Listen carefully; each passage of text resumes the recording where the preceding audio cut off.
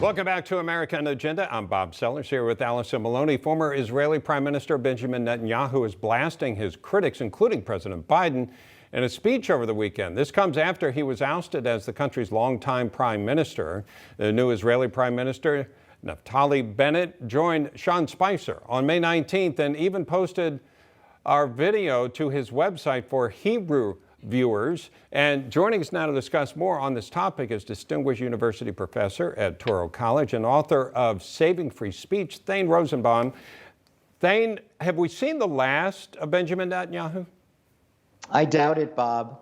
Remember, what Bennett is now a prime minister of is a very precarious, fragile coalition of 8 parties that have very little in common other than the fact that they wanted to see Netanyahu's tenure end.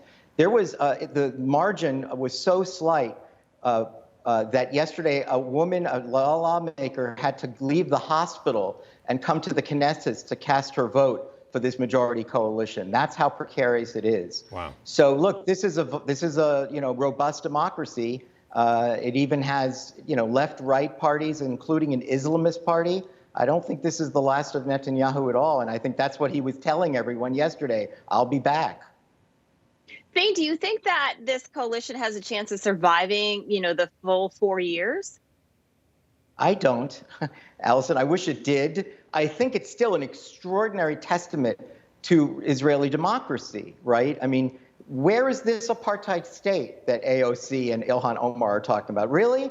There's an Arab party, not just an Arab party, but an Islamist Arab party. Do we have an Islamist Arab party in the United States that's getting any votes? That's part of the government? I don't think so. So, it's so fragile, but it is so impressive that they could cobble together left and right. Naftali Bennett's party, he became a kingmaker, even though his party only won 4 seats out of the necessary 61. Yeah. Everyone joined together to build this coalition. Yeah. Let's talk about Iran for a second. The reason we talk about that, folks, is they want nuclear weapons. And if they have nuclear weapons, they're a threat to the West. The West includes us. We may be a target for them in the future. So how does and we always relied on Benjamin Netanyahu to be strong against Iran, including attacks, either admitted or otherwise, on certain ability to develop those weapons or to take them a step further. So, Thane, my question with that lead up is, where does Naftali stand and where does policy, how is it going to affect that relationship with Iran? Bob, remember, Israel is an unusual country as a democracy. Many of its prime ministers were war heroes. I mean, we don't have that here. Barak, Rabin, Netanyahu was a commando in Israel's elite fighting force. You know who else was? Bennett. He was in that same elite fighting force. One of his ministers, Ayelet Shaked, a woman, was in an elite fighting force. They're not going to compromise on Israel's security. Another member of the party in the blue and white, Benny Gantz, he's in the coalition government. He's a former Israeli chief of staff of the military. So these are people that know what they're doing. The question is, can they hold back some of the left wing that's now in the coalition party? And more importantly, can they do something to convince Biden to pull away from Iran? I don't think they can, but they could. If I was Bennett, I would say to Biden, don't turn me into Netanyahu. Don't make me have to make a speech in front of your Congress and embarrass you.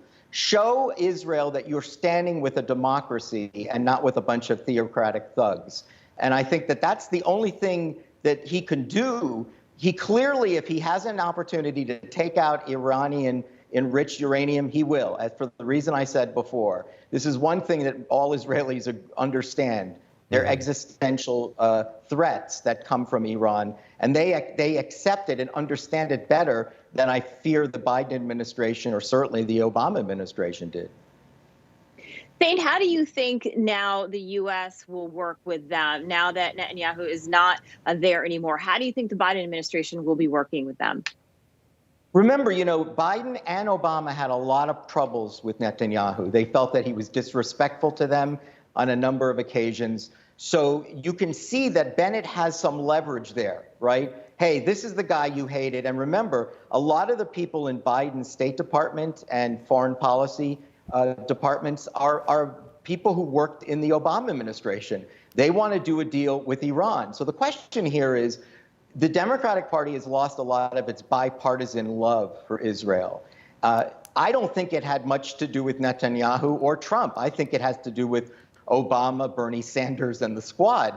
But I think the real question is, I know Israelis are concerned that America seems divided, right? That the Democratic Party doesn't have the same love for Israel that it once did. Can Bennett help restore that? That would be a big trick if he can pull that off.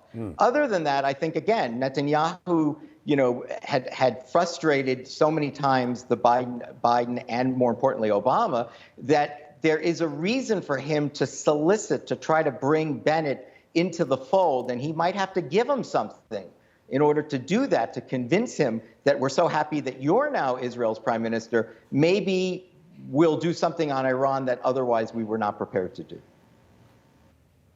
All right. Thane Rosenbaum, always great to have you. Thank you so much for your insight today. Thank you, Allison. Thank you, Bob. Thanks, Thane. All right. Coming up, more American Agenda after this.